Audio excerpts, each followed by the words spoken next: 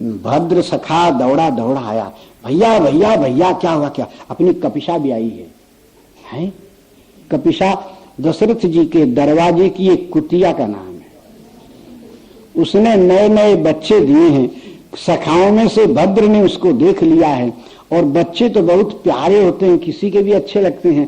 वो दौड़ा दौड़ा आकर के कहा, और ये दूध पीना छोड़ के भगे सब देखने के लिए। अरे सुनो रे, कहाँ जा रहे हो? अरे दूध तो पी जाओ पी जाओ। अब माताएं हल्ला करती रही, कौन सुनता है, बच्चे तो सब भगे। अब वहां गए दशरथ राजद्वार के पास में, राजद्वार के बाहर बाईं ओर कुछ ऐसा स्थान था जहां टूटा फूटा सामान पड़ा रहता था। तो वही टूटे फूटे सामान के पास में वो कुतिया बैठी थी। तो श्री रघुनाथ वहां गए, चारों भाई सब सखाओं के सहित। तो पूछ हिलाने लगी, कपिशा तूने बच्चे दिए हैं? दिखा दिखा बच्चे तुम्हारे कैसे हैं? वो बेचारी कूं कूं करती उठी और धीरे धीरे हिलाती, वो सखट के नीचे घुस गई। जो सामान को लकड़ा फकड़ा पड़ा रहा उसके नीचे घुस गई। नीचे से मुंह में पकड़ पकड़ के एक एक बच्चा 4 बच्चे लेकर के आके रखे। चारों भाई देख लिए। अब देख करके भरत जी कहते हैं ये मेरा है, वो कहता है ये मेरा है, ये मेरा है। चारों भाइयों ने एक एक बांट लिया है। सब सखाओं ने कहा ये राम भैया का है, ये भरत भैया का है, ये लक्ष्मण भैया का है, ये शत्रुघ्न भैया का है। श्री रघुनाथ उनको देखते हैं और बेचारों की अभी आंख भी नहीं खुली है। बच्चे कोई कोई करते हैं, चलते हैं इधर उधर, ठाकुर जी को अच्छा लगता है, ताली बजाते हैं। प्रसन्न होकर के श्री रघुनाथ ने उन चारों का नामकरण किया। एक सखा ने पूछा, भैया इसका नाम क्या है? तो श्री ठाकुर जी ने कहा इसका नाम उग्र है। दूसरे का जो थोड़ा काला रंग का था उसको कहा ये चंड है, और जो 2-1 रंग का था थोड़ा काला थोड़ा सफेद ऐसा घबरू उसको कहा ये प्रचंड है। और चौथे का नाम रखा, बोले ये प्रद्योत है। प्रद्योत शत्रुघ्न का है, प्रचंड लक्ष्मण का है, चंड भरत का है, उग्र मेरा है। और कुतिया तो निहाल हो गई, मेरा मां बनना सार्थक हो गया। मेरे बच्चों को श्री रघुनाथ ने अपना कहा है। जिसको श्री राम अपना कह दें वही जीवन, उसी का जीवन सार्थक है। राम जी को तो सभी को ही अपना कहता है। सबई कहावत राम के, सबई राम की आस, बाकी राम कहे जहीं आपनो तहीं भजे तुलसीदास। श्री राम जिसको अपना कह दें, ठाकुर जी ने अपना कह दिया है। मेरे बच्चे श्री रघुनाथ कहते इनको खूब दूध पिला तू, जब ये बड़े हो जाएंगे ना तो हमारे साथ शिकार में चलेंगे। कुतिया तो प्रसन्न हो गई है। देवताओं ने उस कुतिया के ऊपर पुष्प वृष्टि की। ये धन्य है जिसने अपनी संतानों को प्रभु की सेवा में लगा दिया है, और मानव होकर के अपनी संतान को भजन से बहिर्मुख रखे।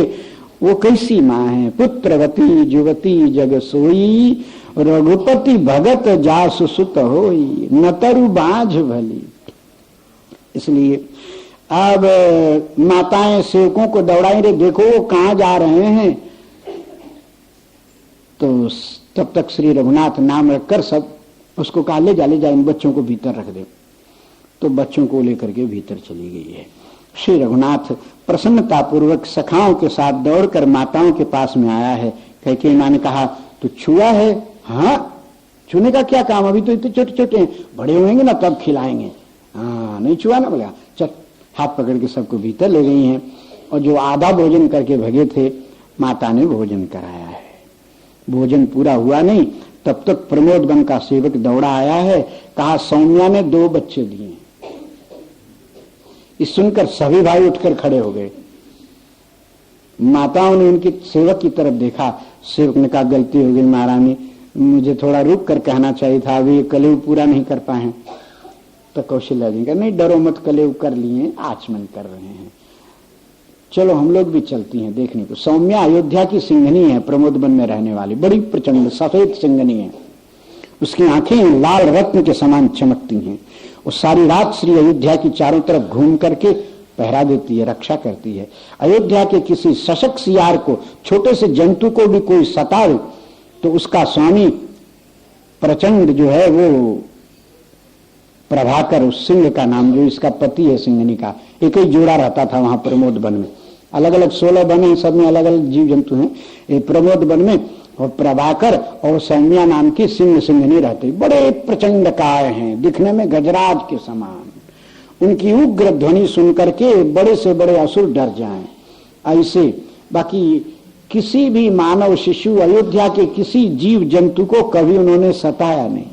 कभी दूसरा कोई सतावे तो वो रोक दें। अयोध्या पर उड़ती चिड़िया पर बाघ झपट्टा मारे तो उग्र की गरज उस बाघ को भगा देवे। इसलिए दशरथ जी महाराज का बड़ा दुलारा है। दशरथ जी महाराज बहुत खेलते हैं। तो उसी सौम्या के 2 बच्चे भय थे। श्री राम जी सब भाइयों के साथ, माता पिता के साथ वहां पहुंचे हैं। सिंहनी अपनी गुफा में से शिशु को लेकर के मुंह में पकड़ के लाकर सामने रखा है। श्री दशरथ जी महाराज ने गोद में लिया, सिर पर हाथ फिरा, तो राम जी ने गोद में लिया, फिर भरत जी ने लिया, लक्ष्मण जी ने गोद में लिया। देवता ऊपर से धन्य धन्य कर रहे हैं। ब्रह्मा देव इत्यादि देवता बनकर क्या किए, अयोध्या के पशुओं पक्षी होते तो श्री राघव सिर पर तो हाथ फेरते, दुलार तो करते हमारा। इस प्रकार सब आनंद में मगन हैं, बहुत प्रसन्न है। श्री सब लोगों ने उसका दुलार किया, चारों भाइयों ने गोद में लिया। प्रभाकर जो वनराज था वो आकर प्रणाम किया है। सब लोगों ने उस सिंह को आशीर्वाद दिया। भगवान ने कहा, वनराज इन दोनों बच्चों की रक्षा करना, ये दोनों मेरे हैं। ओ पूंछ हिलाया, सिर को हिलाकर स्वीकार करता, आप ही के हैं महाराज, मैं भी आपका हूं, ये सिंहनी भी आपकी है। बोल तो पाता नहीं, उसके नेत्र कहते हैं। पूंछ हिलाकर अपनी नम्रता प्रकट करता है, चेहरे को हिलाकर भाव प्रकट करता है। श्री रघुनाथ आगे बढ़कर उस महासिंह के सिर पर हाथ फेरे हैं। वो इतना बड़ा है कि श्री रघुनाथ का हाथ ही नहीं पहुंचता है। वो बैठ जाता है तब उसके सिर पर हाथ फेर पाते हैं, तो भी यूं हाथ करके फेरना पड़ता है। बड़ा सिंह है, वो बहुत प्रसन्न होता है। माताएं सब देख कर अति प्रसन्न होती हैं।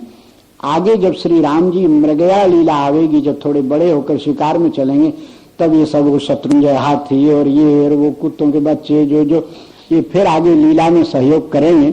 उनके आगे लीला जब आवेगी तब आवेगी। अभी तो श्री राघव का जन्म बाल लीला चल रही है, ये तो बेचारे अभी आगे बच्चे दिए हैं। तो इस प्रकार श्री रघुनाथ उन दोनों बच्चों को अपनी गोद में लिया है। सभी भाई लोग एक साथ आकर बैठ गए हैं, सिर पर हाथ फेरने लगे हैं। भरत जी ने कहा, भैया इसका नाम क्या है? नामकरण करना श्री राम जी को बहुत आता है, कुछ भी नाम धर देते हैं पटाख से। तो कोई पूछे इसका नाम क्या है, बोले ये युद्ध है। तो भरत जी ने दूसरे का कहा ये नियुद्ध है। बोले हाँ, युद्ध नियुद्ध दोनों। जब हम लोग शिकार में चलेंगे तो साथ में चलेंगे। चलोगे ना तुम लोग? और छोटे छोटे बच्चे क्या समझे, आगे के पैदा भय हैं, बेचारे खाली ताकते हैं, गोदी में कुलबुल करते हैं। श्री रघुनाथ ने उनके सिर पर हाथ फेरा, फिर उसको ले जाकर उसकी माँ के पास में दे दिया। इसको दूध पिला, खूब बड़ा कर इसको, ऐसा कहा। सबको साथ में लेकर श्री रघुनाथ माता पिता इत्यादि सबके साथ में राजमहल में की तरफ जाने लगे। सब लौट रहे हैं। इतने में खरगोश का बच्चा आया, श्री राम जी के आगे आया। तो राम जी उसको पकड़ने दौड़े, वो फुदुक फुदुक कर भागे। बड़े बड़े कान, सफेद सफेद उसका पूरा शरीर, लाल लाल उसकी आंखें, आगे के पांव छोटे, पीछे के पांव बड़े। फुदकता है तो छलांग लेता है बड़ी बड़ी। श्री रघुनाथ उसको पकड़ने दौड़ते हैं। वो दौड़ता दौड़ता दौड़ता दौड़ता क्षीरेश्वर महादेव जी के मंदिर में आकर भगवान शंकर के पास उनके ऊपर चढ़े हुए दूध को चाटने लगा। श्री रघुनाथ वहां पहुंचे हैं, उस खरहा को गोद में उठा लिया है और क्षीरेश्वर महादेव जी को उसको भी प्रणाम कराया और अपने भी प्रणाम किए। जब चारों भाइयों ने प्रणाम किया तो पीछे आते हुए माता पिता इत्यादि जो गुरुजन लोग थे, श्री क्षीरेश्वर महादेव जी को नमस्कार किया। उनके श्री विग्रह में उसी समय भगवान शशांक शेखर प्रकट हुए और प्रकट होकर कहा, अयोध्या नरेश तुम्हारा कल्याण हो। महाराज इन बच्चों को आशीर्वाद दो। महादेव जी ने मन ही मन श्री रामभद्र को प्रणाम किया और ऊपर से कहा, प्रभु ये क्या अन्याय है, आप प्रणाम करते हैं, हमको आशीर्वाद देने को आपके पिताजी कहते हैं। रघुनाथ जी ने मन में उत्तर दिया, पिताजी की बात तो आपको भी मानना ही चाहिए। श्री भगवान शंकर ने कहा, यम पालयामि धर्मोहम प्रीत्या च नियमेन च सवै राघव शार्दूल धर्मस्त्वाम अभिरक्षतु। करोड़ों कल्पों से मैंने जिस धर्म का पालन किया है नियम से और प्रीति से, और जिस धर्म का पालन करने से मुझे लोग वृषभध्वज कहते हैं, वो मेरा सारा का सारा धर्म आप चारों भाइयों की रक्षा करे, ऐसा महादेव जी ने आशीर्वाद दिया है। फिर श्री महादेव जी ने अयोध्या जी का महात्म सुनाया है। राजन, तुम धन्य हो। ये अयोध्यापुरी का प्रभाव है कि यहाँ रहने वाले प्रत्येक प्राणी को चारों युगों में भगवान की प्राप्ति अवश्य होती है। जो अयोध्यावास नहीं करता है, अयोध्या में केवल जाकर आ जाता है, जीवन में एक बार भी अयोध्या जी में पहुंचकर श्री सरयू जी का स्नान किया है, तो वो अवश्य राम भक्ति का अधिकारी होता है। कौनी जन्म अवध बस जोई, राम परायण सो परि होई। राजन, अयोध्या आपके पूर्वज ब्रह्मपुत्र स्वयंभू मनु ने ब्रह्मा जी से प्रार्थना करके भगवान वैकुंठनाथ की आराधना की है। उनकी आराधना पर प्रसन्न होकर जब साक्षात परब्रह्म परमात्मा सर्वेश्वर उभय विभूति नायक वैकुंठनाथ भगवान ने वरदान मांगने को कहा, तो मनु महाराज ने कहा, प्रभु वैकुंठ में जो आपका घर है सो हमें प्रदान करो, तो हम मृत्युलोक में आपके घर से सृष्टि प्रारंभ करें, क्योंकि जीव सब आपके पुत्र हैं, आप ही का घर तो सबका घर है, इसलिए आपके घर से सृष्टि प्रारंभ हो। भगवान ने प्रसन्न होकर तथास्तु कहकर वैकुंठ में अपना जो घर था वो उनको प्रदान किया। वैकुंठ धाम मट्टी का और पत्थर का तो नहीं है, वो तो दिव्य सच्चिदानंदमय है। इसलिए श्री अयोध्या धाम मूर्तिमान प्रकट होकर के बोला, वत्स मनु, हमें कहाँ प्रतिष्ठित करोगे? जहां ले जाकर के धरोगे वहीं वैकुंठ हो जाएगा। संसार भी बना रहे, तुम्हारी मनोकामना भी पूरी हो, इसलिए हमारे रहने का स्थान भगवान से मांगो। भगवान श्री क्षीरेश्वर महादेव जी कहते हैं कि राजन, तब मनु महाराज ने भगवान वैकुंठनाथ से प्रार्थना की है, प्रभु ये देवता को दिया तो इनके बैठने के लिए आसन भी दो। कोई किसी को शालिग्राम देता है तो उसके बैठने के लिए सिंहासन भी देना चाहिए। तो इसलिए तब हंसकर भगवान ने अपना सुदर्शन चक्र दिया है। कहा, राजन, पृथ्वी पर ये सुदर्शन चक्र जाकर जहां बैठ जावे वो भूमि परम पवित्र संसार चक्र से छुड़ाने वाली होगी। तब उस भूमि पर बैठे इस सुदर्शन चक्र पर श्री अयोध्या जी को बैठा देना, वो भूमि में प्रवेश करके अंतरित हो जाएंगे और उसी के ऊपर श्री अयोध्या जी अपने स्वरूप को प्रकट करेंगे। फिर तुम अपने इच्छा के अनुकूल पिछली पीढ़ी के लोगों ही नाना प्रकार के महल मंदिर मकान बनाते रहना। राजन, इस प्रकार भगवान वैकुंठनाथ से मांग कर ये अयोध्यापुरी जो मोक्ष प्रदान करने वाली सप्तपुरियों में सबसे श्रेष्ठ और ज्येष्ठ है, भगवान के मस्तक पर विराजने वाली है। तीर्थ पुरुष परमात्मा का मस्तक अयोध्या है, अयोध्यापुरी मस्तकम। इसलिए इस पुरी को लेकर के जाओ। श्री महादेव जी कहते हैं, राजन, यायोध्या जगती तले तु मनुना वैकुंठ तो यानिता याचित्वा निज सृष्टि पालन परम वैकुंठनाथम प्रभुम।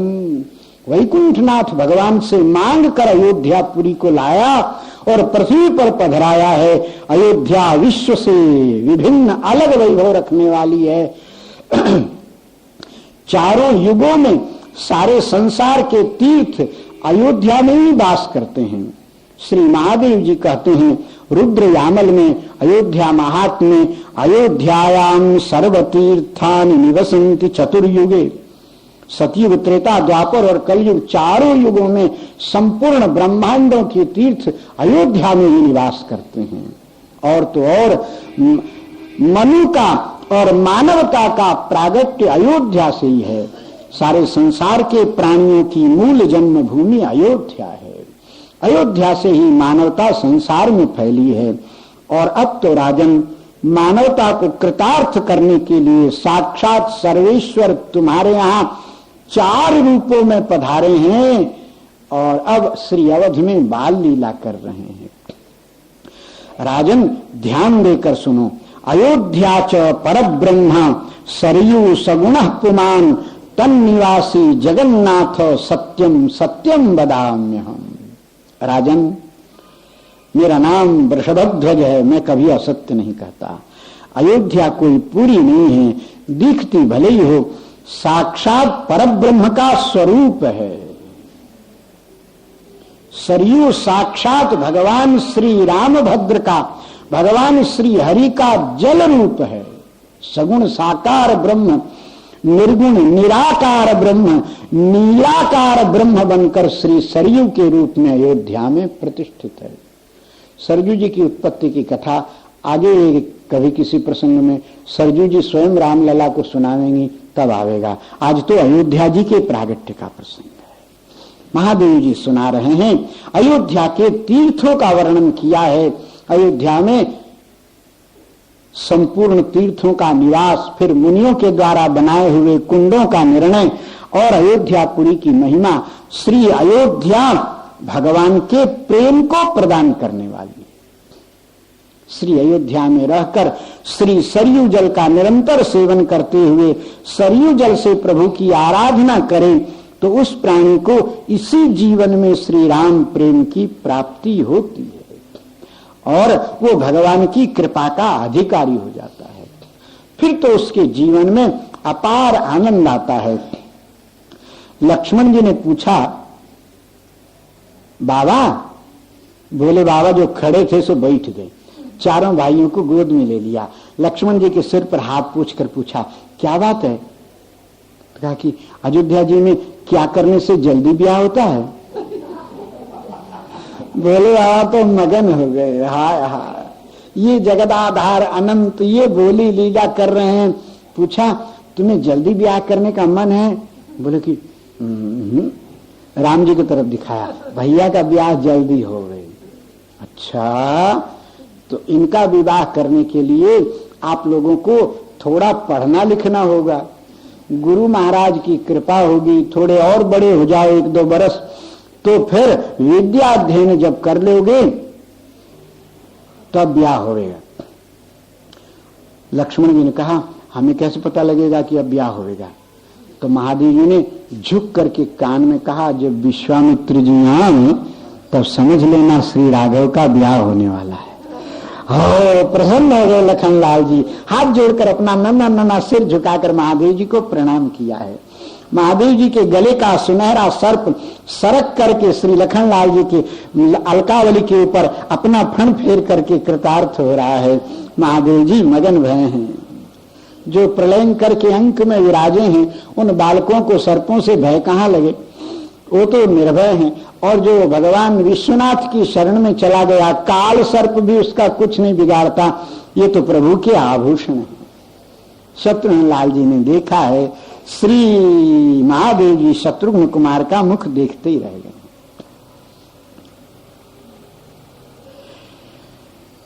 श्री भरतलाल जी ने महादेव जी की तरफ देखा, हाथ जोड़कर प्रणाम किया है। महादेव जी ने भरत जी को के कपोल पर ठुड्डी पर हाथ लगाकर मुख ऊपर उठाया है। वत्स, तुम्हें कुछ चाहिए? तो श्री भरतलाल जी ने देखा है। भरतलाल जी का हृदय कहता था, इनके पास तो देह में तो राख लगा है, गले में मुंडों की माला है, सांप है, ये क्या देंगे? बोले नहीं, छोटे बच्चे हैं ना, ज्यादा बोलना आता नहीं है, मन में खाली सोचे।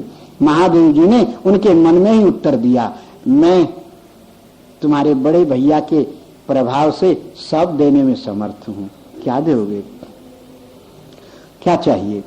श्री भरतलाल जी ने महादेव जी के गले में दोनों हाथ डाल दिया। महादेव जी झुक गए हैं। कान में कहा है, हरेर भक्ति, श्री राम के चरणों में मेरा प्रेम कभी किसी भी परिस्थिति में कम न होवे। भरतलाल जी को महादेव जी प्रसन्न होकर ऊपर उठा लिए हैं। लोग लगा कि बच्चे को खिलाने के लिए ऊपर उठाए हैं, और महादेव जी ने ऐसी लीला की कि बच्चे उठाने पर श्री भरत जी के नन्हे नन्हे चरण महादेव जी के मस्तक पर आए हैं। महादेव जी मन ही मन कृतार्थ होकर धीरे से उनको नीचे उतारकर छाती से लगा लिए हैं। भरत जी ने महादेव जी छाती से लगाए तो कान में कहा, अन्याय तो मत करो प्रभु, मैं तो अभी बालक हूं। बोले चुप रहो, बच्चों को इतनी समझ नहीं होती कि बड़े लोग क्या कर रहे हैं, चुप चुप रहो, समझदार काहे के बनते हो, बच्चे हो तो। बड़े लोग गोदी में बैठा ले, छाती पर लगा ले, पाँव को चूम ले, बच्चा तो भी समझता है कि इसमें पाप लगेगा कि पुण्य लगेगा। समझदारी की बातें करते हैं और बच्चे भी बनते हैं, ठीक नहीं, संकुचित हो गए श्री भरतलाल जी। फिर श्री रामभद्र को देखा है, श्री रघुनाथ ने कहा, गुरुदेव अयोध्या जी का और कोई प्रभाव?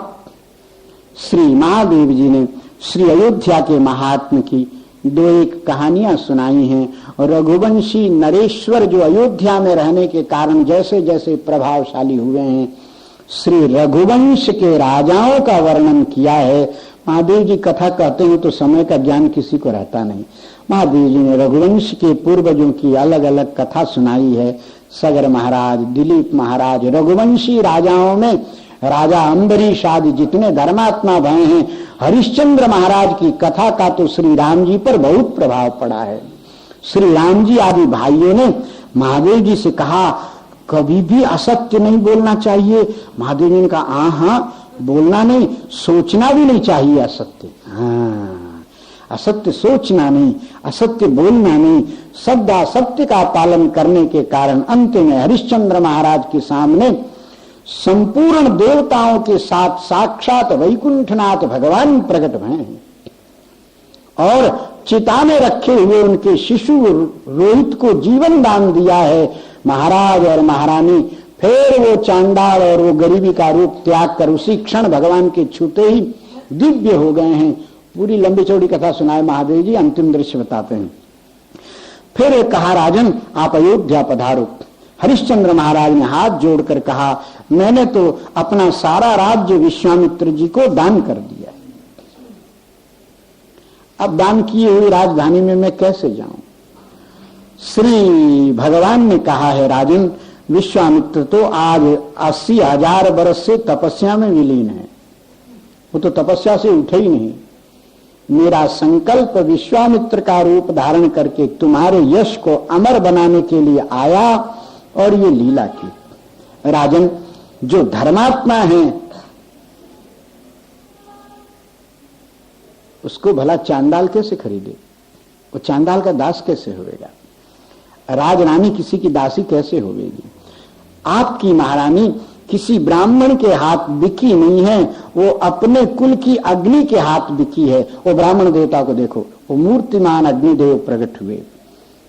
राजन महारानी की रक्षा के लिए जब आप बेचने को तैयार भये तो मैंने ही ब्राह्मण का रूप धारण करके इनको ले लिया था,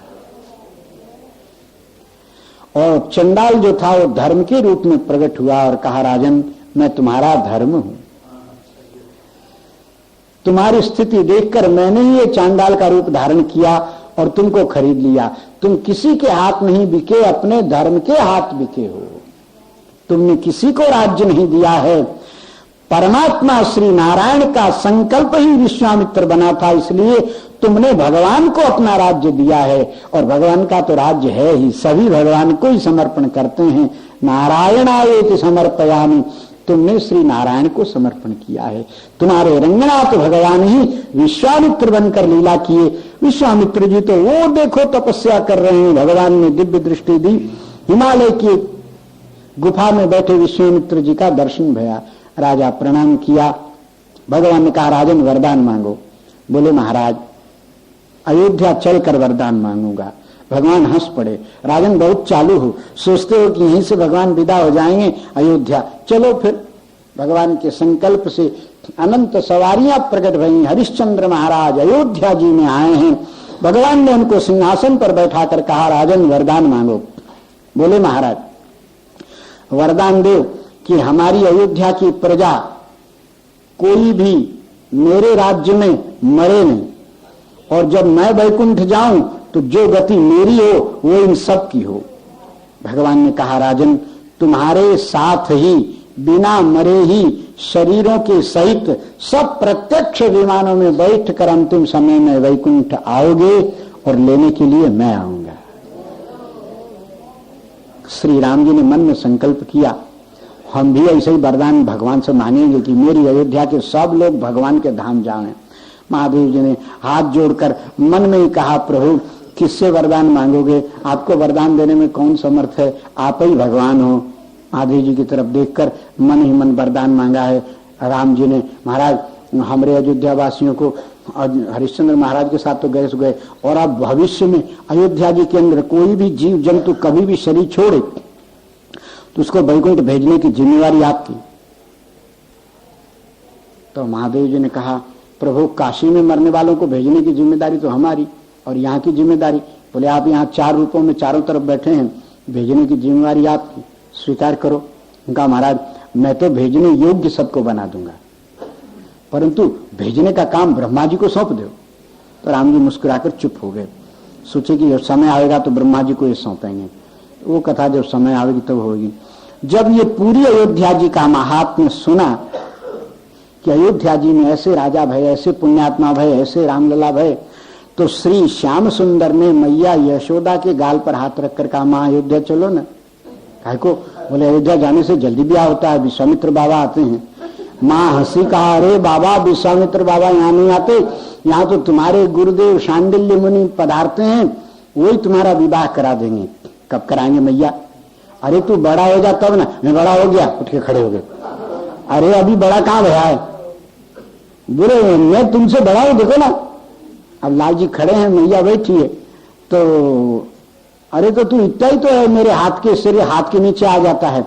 अच्छा रुको, उधर से घसक के गए, 2-3 पीढ़ा ले आए, पीढ़े पर पीढ़ा भर दिए, उसके ऊपर खड़े हो गए, और खड़े होने के बाद में कहे कि माँ देख बड़ा हो गया।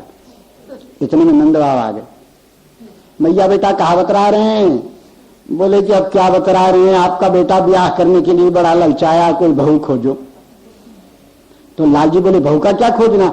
वादी ने एक छोरी आई नहीं, राधा राधा जाको नाम हतो। अरे तू पहले से पसंद कर रखे? बोले हो, मैं पहले।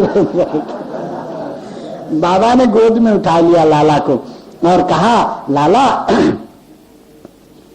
संपत्ति बहुत ब्याह को चाहिए, तू कहा कमानो। बेटा ब्याह के लिए बहुत संपत्ति चाहिए, तू कुछ कमाया है?